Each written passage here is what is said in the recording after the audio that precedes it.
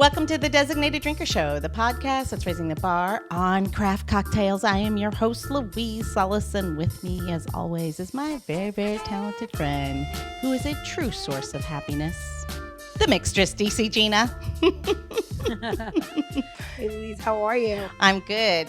I like to be referred to now as the angel share, I've decided. There you go. Okay. It's the bit of the bottle that's shared with the heavens, and I think that's my new thing. Okay, then. I'm going to change my name. No more mixtress, just angel share. That's going to take me like a year to change. You know that, right? I'm just kidding. I call you a lot of things, but, that one sticks. But I'm really inspired by our today's guest, so keep going. Okay, so with everything that's going on in the world, Gina, sometimes it just takes a little extra to turn our frowns upside down. So I have 13 simple tips that's going to boost your mood. You ready? I'm ready. All right, the first one is right up my alley. You're going to laugh at this. The first one is speak to a stranger. Research says that the simple social engagement, smiling, maybe just a little bit of boozy banter as we like, makes you instantly happier. 2, smile. Apparently, old age saying is still true. A simple smile actually makes you feel happier. I mean, who can be pissed off if you're smiling, right? My mother. Sometimes the best way to be pissed off is to smile because people are totally have no idea what you're doing. You just look demented, but still. Your mother. My mother too, right? Again, my mother. My mother didn't even bother to smile. So number 3, strike a Wonder Woman pose. Yes, your best Wonder Woman pose. You stand powerful. Apparently, you will feel powerful. Number 4 is you and I, Gina. Caffeinate. Is that tequila? Well, yeah, because, we mix ours together. That's a secret designated drinker sauce, though. Oh, right. 5, lower your shoulders because it's relaxing, right? Pulls that tension out. Number 6, I think this is super fun. Turn on some uplifting tunes because music is incredibly powerful. It can instantly change your mood. And then 7, it's basically the next step to that. Dance like nobody is watching. Okay, why not? 8, this one makes sense. Vitamin D, right? Get some sunshine. A lot of us are working from home. Open the blinds, move closer to the window, or like me the other day, just sit out on your patio if you can and work from there. It's amazing. Simple. And then here's even one better. Number 9, shut off your damn laptop. Get out of the house, go for a walk. Even 5 minutes can change. Just 5 minutes can change your whole mood. And then if you can't seem to pull yourself away from your laptop, apparently watching stupid animal videos, you can't help but smiling, definitely change your mood. 11, connect with a friend. And, in COVID, it's a little more challenging, but do whatever you can. Make a call, a chat, a Zoom, a FaceTime, smoke signals, over a fence, through a mask, whatever it takes. And then one step further, 12, if you can, hug the ones that you love. I think this year has taught us don't miss out on that opportunity anymore because who knew we weren't going to be able to do it for over a year. And last but not least, our 13th tip is to volunteer. According to research, people become happier after they start volunteering. And it's crazy that they can measure that, but they can absolutely measure that. So all of this leads me to today's designated drinker, who can definitely help us find plenty of ways to give back to our communities. He is the executive director of Carpenter Shelter. Please welcome Shannon Steene to the show. Welcome to the show, Shannon. Thank you. Pleased to be here. Great. So do you practice all 13 of those? I'm not sure that I hit all 13, but I try and get to as many as I can. When the episode's released, you can just go back and forth, make sure you got them all. Just keep replaying. There you go. It'll work. I was going to say, when you said 13, I was going to say donate, because that for me is anything you can donate, you feel better instantly, whether it's time, volunteering, money, for me, product at a restaurant, Absolutely. Yep. To see good being done is the best. And to be a part of that too, even on the smallest of efforts, is definitely a great way to give back. So Shannon, can you please tell us about your journey of a chronic do-getter? I am happy to do that. Yeah, and that's a title that I have been given and worn by some dear friends for a long time. Chronic do-gooder. I got myself started right out of college in nonprofit human services, and I haven't figured out how to get out yet. The addiction is strong. The addiction is strong. I think of it as an honor and a privilege that if what I do on a day in and day out basis is help people, that's what I'm charged with doing. It feels like there's really nothing better in that sense. Yeah. That's awesome. That is awesome. So how did it all begin for you? How did this journey start? So I grew up in rural Minnesota. Grew up in a small town, 650 people. So when I say small town, I really mean small town, where my father was the barber, my mother was the part-time church secretary. And in a town that size with parents in those two roles, everybody knows what it is that you're doing, and you get a pulse on what it is that they're doing. But that whole concept of getting involved, helping other people is just part of the ethos. It's part of the culture. So I feel privileged to have been raised in that way. So when you left, they went out and had to like scratch off the numbers.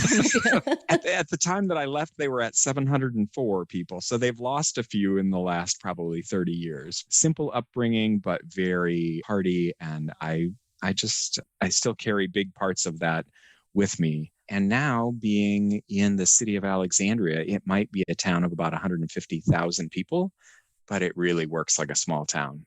There are some deep and strong networks of people, and that just feels as much like home now as being back in the rural Midwest.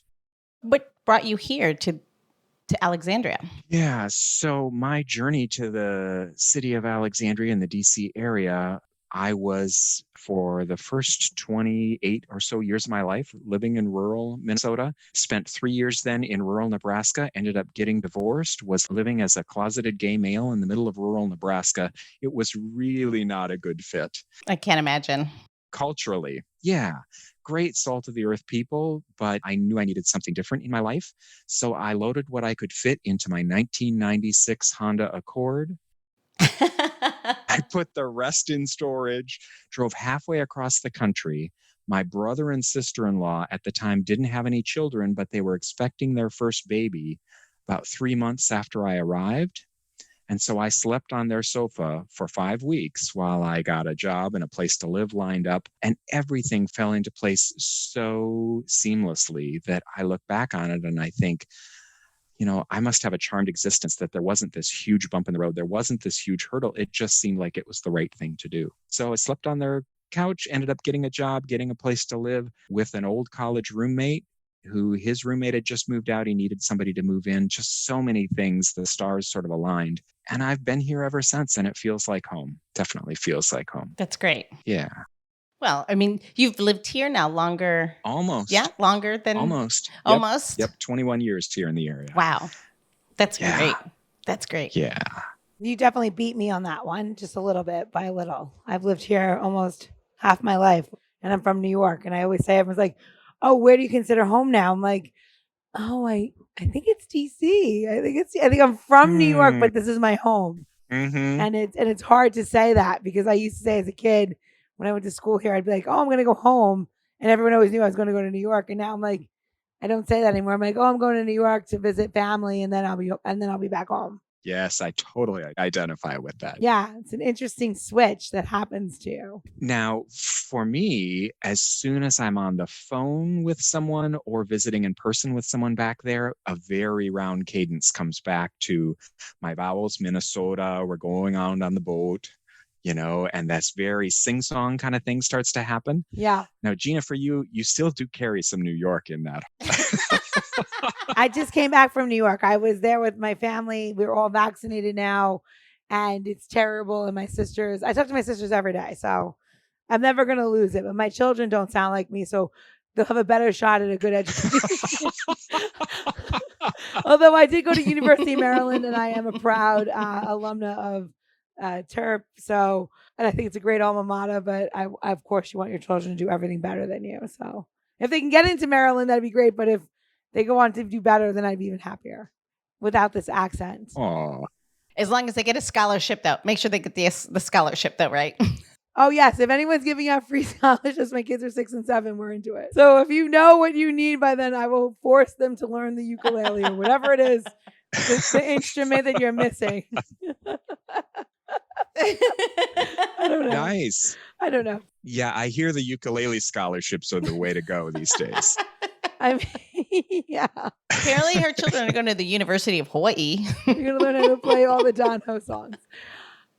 Anyway, I'm fascinated. I want to know more. Tell us more. So, what was your entry into nonprofit and in the charitable space? Yeah. My now ex-wife was working at my alma mater. She had graduated and then got a job back in the library of St. Olaf College, Northfield, Minnesota. And so we stayed in Northfield. The first job I could find was with a nonprofit human service company. They helped people with intellectual and developmental disabilities. And so they showed me this drawer full of case files, and they said, here are 15 different people living independently in the community. Your job is to do whatever it takes to keep it that way. So I filed taxes, I paid bills, I scheduled doctor's appointments, and all sorts of different daily living things. Oh my goodness. Basically helping run 15 different households. And it was fascinating. And it felt like I had done a lot of living in a short period of time. Wow. From there, got started into some vocational services for people that either had a mental health diagnosis or some developmental disabilities, helped them find and keep jobs in the community. Then moved to Nebraska and started working with people that were in crisis, usually were homeless. After the 3 years in Nebraska working with people that were homeless, moved out here to the DC metropolitan area. And surprise, surprise, there were more people that were homeless and in need of assistance. And so that's just sort of been the theme for me. Did a 2-year break where I was doing some national work with a group called Lutheran Services in America, working with, ding, ding, ding, no surprise, health and human service nonprofits all across the country. Really felt like I wanted to see a local mission in action. I needed to feel like I was digging in a specific community. And that's when I learned about the opportunity at the Carpenter shelter. We're 6 years down the road now, and it's been such a great fit. And it's been a fun ride. How long has the Carpenter shelter been there? Carpenter shelter has been in existence since the early 1980s, but we have been at 930 North Henry Street in the city of Alexandria since the late 1990s. Yeah, a variety of different buildings that we've been in over the life of the organization. We started in the basement of a church. When they were going to get redeveloped, we moved to a warehouse. Then we moved to a different warehouse. Then we moved into a retrofitted DMV. We spent the last 2.5 years in a defunct shopping center in an old Macy's space that we had outfitted for our needs.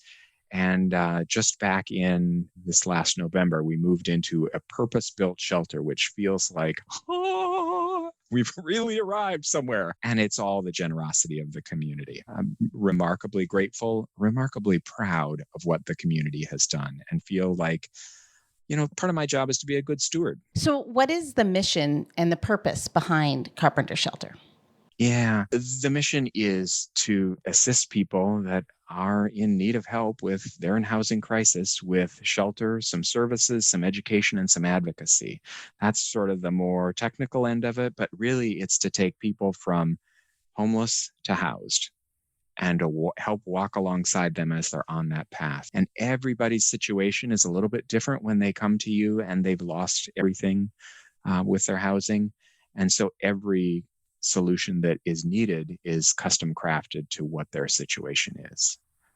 So you meet some amazing people, you see some phenomenal stories of resilience, phenomenal stories that people just keep going. And when you think of what they've been through, it's hard not to love them. It's hard not to respect what it is that they're doing. And it's hard not to cheer them on as they succeed. Absolutely. That's great. That's great. And I think the other thing and part about the volunteering and making yourself feeling better for it, I think there also is a part of that you realize no matter how bad things might be at your moment of time, because we all get stuck on little things, right? Like sometimes we make mountains out of molehills. When you see somebody who's dealing with something so dire as losing their home and sometimes all their worldly possessions, and how they come through it, sometimes with such grace and, like you said, resilience, it's hard not to realize how small some of the things we are facing, right? Yeah.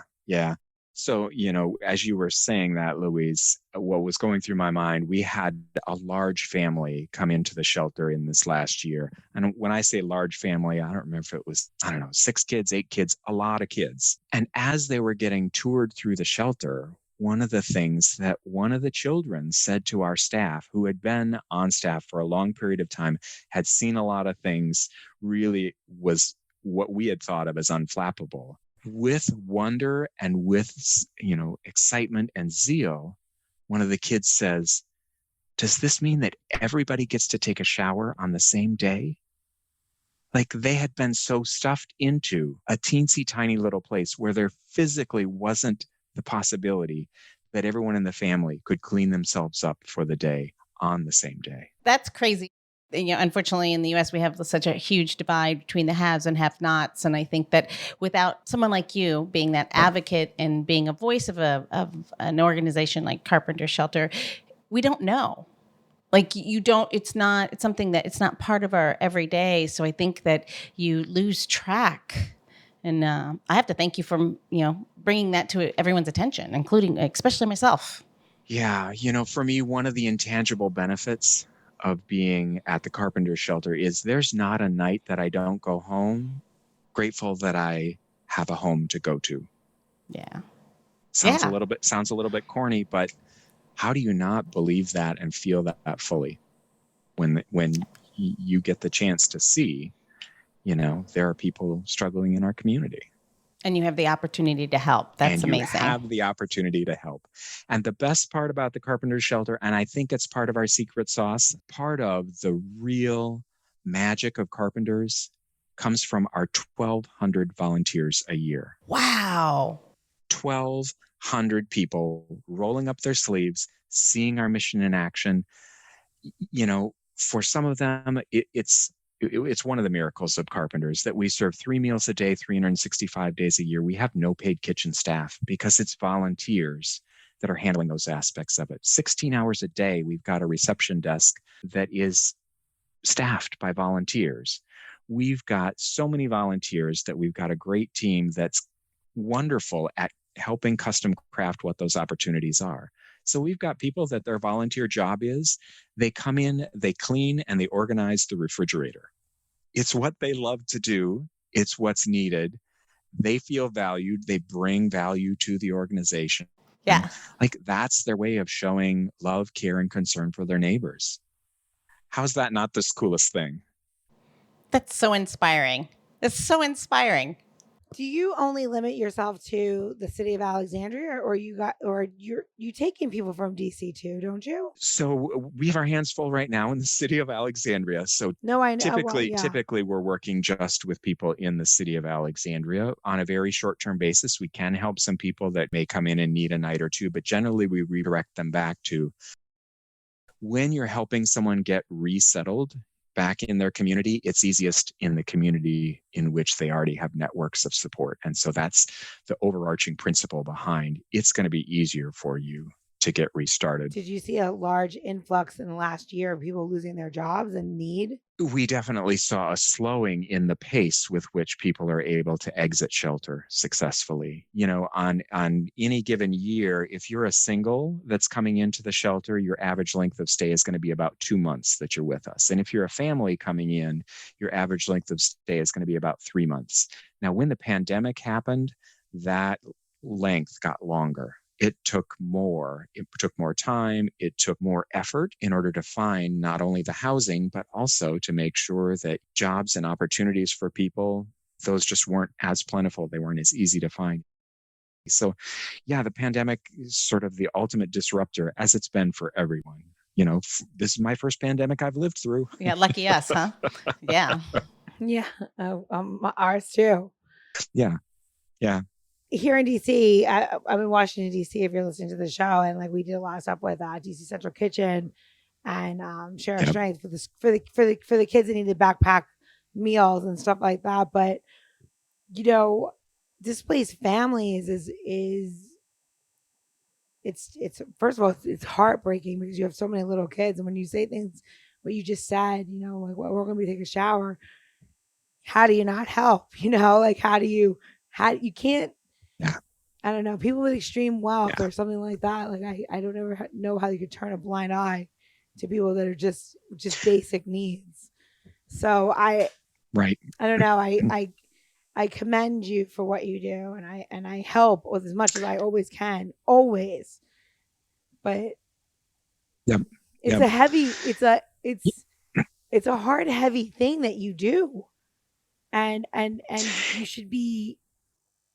And when I meant by like angel share earlier in the show, and I said I want to be called the angel share, I feel like, you know, people living amongst us are angels, and what you do for people is exceptional and extraordinary, and it shouldn't be extraordinary. It should be the norm. And I don't know why people don't take more people like you and say, I want to be like Shannon.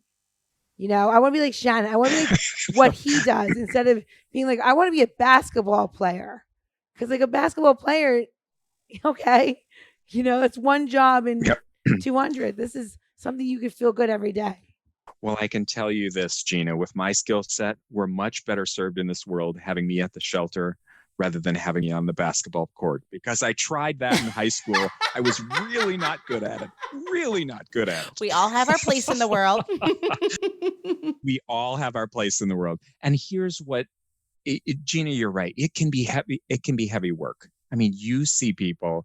In some ways, I think of the shelter sort of like being at the airport, in that there are so many extremes of emotion. You see people that, you know, it's feeling like goodbye, or it's parting, or it's something that's not positive in what you're looking for. And so there can be a heavy vein of that. I mean, it's not all cotton candy, flowers, and sunshine when someone first comes into the shelter. They're scared. They've probably not had to do this before. They don't know what the future holds. But then you also see, at much the same time, there are people who have started to put those pieces together, and they are either on the brink of, or they have some new keys to a new apartment in their hand, and they're getting ready to move out, and they've got that twinkle in their eye, and you know you've helped them do that. Like, there is nothing cooler in the world when you see a family or a person and they've taken that opportunity and capitalized on it, and you think, you know what? Godspeed to you. You go. You're going to do great things. And this experience doesn't have to define you. But I hope you hang on to enough of it that you remember what it's like, and you do either pay it back or pay it forward, whichever, as that process goes. I feel like I've got the greatest seat in the house for seeing the community's generosity. Because whether it's those 1,200 volunteers a year, our greatest supporter is not the government. Our biggest source of support comes from the community. It's individuals, it's corporations, it's faith communities. Like, that's what a community can do. And it's phenomenal when you see it happen. So speak directly to Alexandria, of course, because that's where your home base is. Tell us how people can help. I mean, share that center aisle seat you got with us, and tell us how we can be a part of that. Yeah. So anytime you've got 1,200 volunteers a year, I think I had mentioned this before, you get good at figuring out, how do we find what's going to be a match for someone's skills, availability, and interest. And we are happy to do that if you are interested in volunteering. If you are not interested in volunteering, but you think, I still want to help in some way, we rely on financial support from the community. Information on all of that is available at carpentersshelter.org.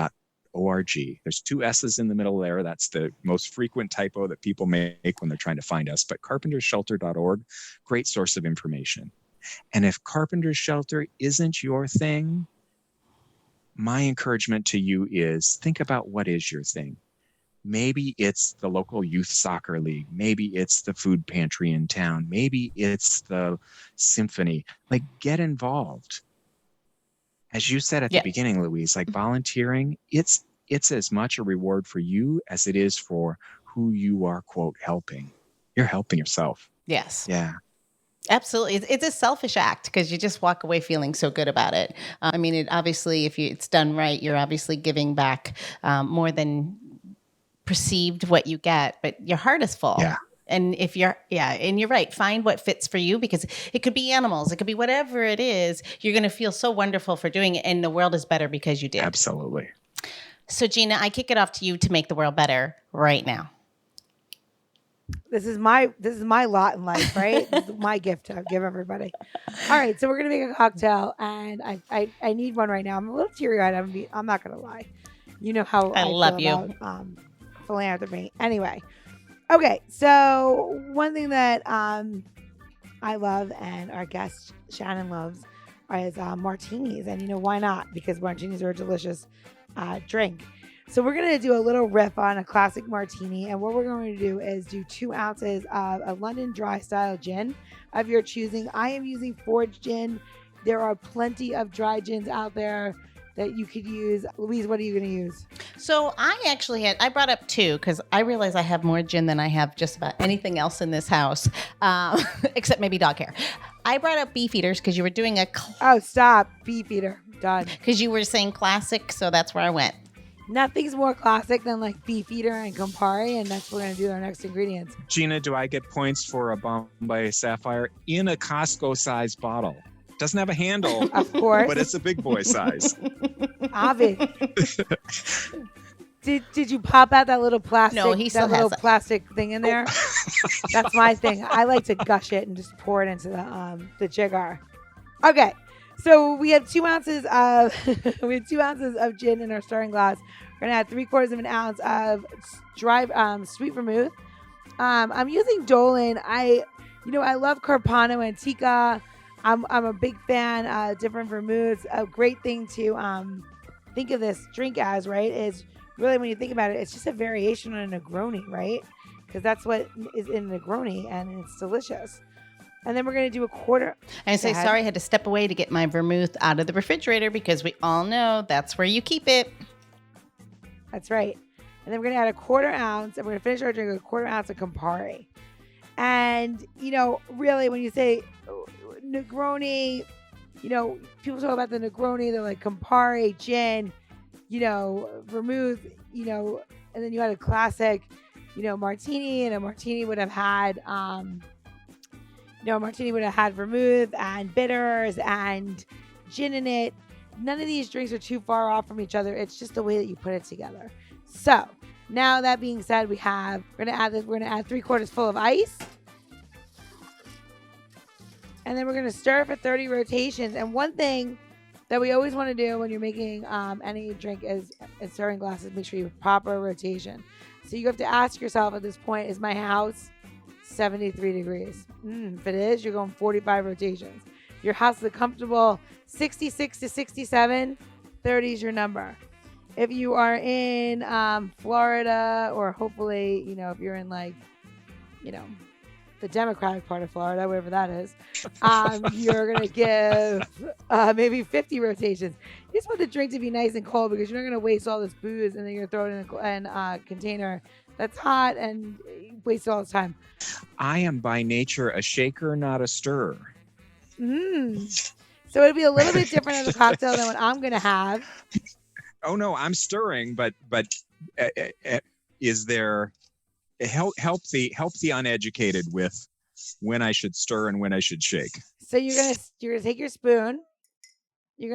So if you have no juice in the cocktail and it's only spirit ingredients, including bitters, you always stir. Oh. If you have juice or sugar in the drink, you shake. Okay. That's usually the rule of thumb. Is all rules meant to be broken? Of course. And honestly, I always say this, if you wanted to shake this drink, it would taste a little bit different than mine, but not too much.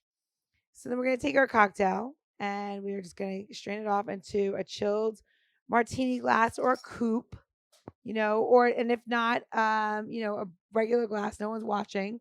This drink is for you. And then we're going to give ourselves a little, about quarter size of orange rind. And we're just going to zest it over, atomize it over the top. Beautiful. And we're going to put it over the top, and we're going to drop it in. And that's it. Simple. Delicious. I was going to say nutritious. It's not nutritious, but it's delicious. Louise, let me see yours. It goes right back to that mood lifter. Cheers. Cheers. See, the Campari just mellows it out just a bit. Yes. That is really... really interesting. That is so good. First, just right on the nose, right even before you take even a sip. Yeah. It's so lovely on the nose, and It says God. hello. It does. Hello, lovely. You can. One fun thing that you can do with this cocktail that I always like to do is take like you know, a nice dry vermouth or like a Rosetta vermouth or something that's like a little bit pinky, and change that. Don't change the Campari. The Campari is good just the way it is. The gin, you could always add 2.25 ounces for something a little bit more stiff, but you don't need to. 3 ounces 'Cause 3 times ounces 3, is all you need. per If glass. that makes sense. So, Gina, one of the other things on my drink scorecard is, do I have a ring that matches it? Let's see it. I mean, I am a gay man, so What? Here's a question. Here's a question for you. I already love this question, so go. What separates us from lower forms of life? A brain. I want to say compassion, but Our ability to accessorize. there we go. Oh, okay. And so having a ring that matches your drink. There you go. Spot on. And I love that. this has a lovely color. It does. But that would also separate me from my sisters, my ability to accessorize. Oh God, they're gonna hear this and be like, "What did you say about us on the show?" I thought you were gonna. Can I just be honest? Yes. When I drink drinks like this, I always want to wear a caftan. I'm like, oh, I'll just put in a cap. I'll be fine. Maybe a nice little turban kind of thing. I'm totally into it. Channel your inner Mrs. Roper. Well, I mean, yes, please. exactly. Well, kimonos are in. If Mrs. Roper was a pirate, that's my spirit person right there. Mrs. Roper lived on a boat and did pirating kind of things, and totally into her. How does one pirate in a kimono In a caftan or a muumuu? Very flowily. Very easily. You're just, yes.